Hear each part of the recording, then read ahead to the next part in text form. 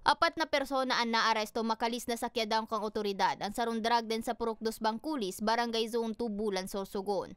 Alas 6 nimbanggi ka na kaaging Lunes, Enero 22.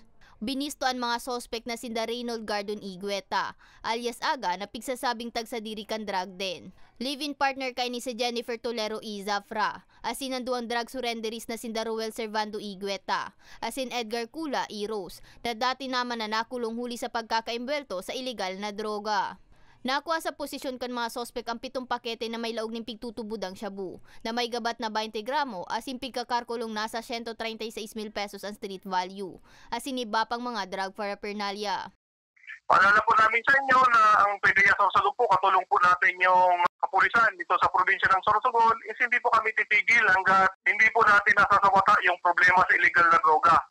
So binigyan po kayo ng pagkakataon ng gobyerno, hindi po nangangalugan na hindi na po kayo minomonitor ng ating mga otoridad. Kung ayaw niyo po magbago, ay gagawin po namin ang aming trabaho para po mapanatili namin yung kaayusan at kapayapaan dyan sa mga barangay na yan. Sa impormasyon, tulong si Mana manapigmanmanan kang operatiba ang mga sospek na inot ng ipig-report sa otoridad huli sa illegal na aktibidad kan mga ini.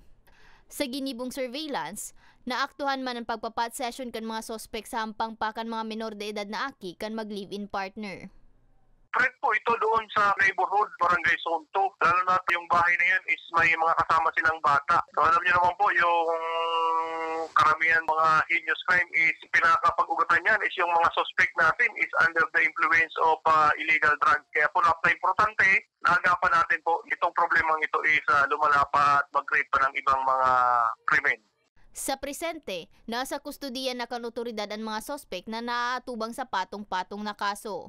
Para sa mga baretang Tatak Bicol, May Arango.